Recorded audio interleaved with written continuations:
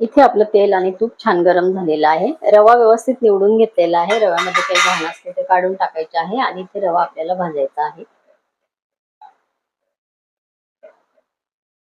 रव्याची छान वास येईपर्यंत, खमंग वास येईपर्यंत आपल्याला इथे रवा भाजून घ्यायचा आहे.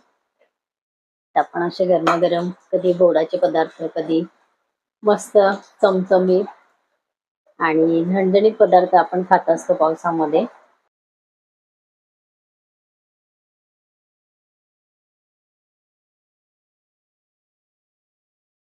3 टीस्पून मी इथे घातलेलं आहे ओलं खोबरं.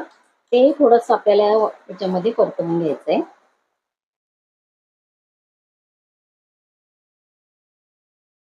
इथे आपल्याला आता पाणी घालायचं आहे.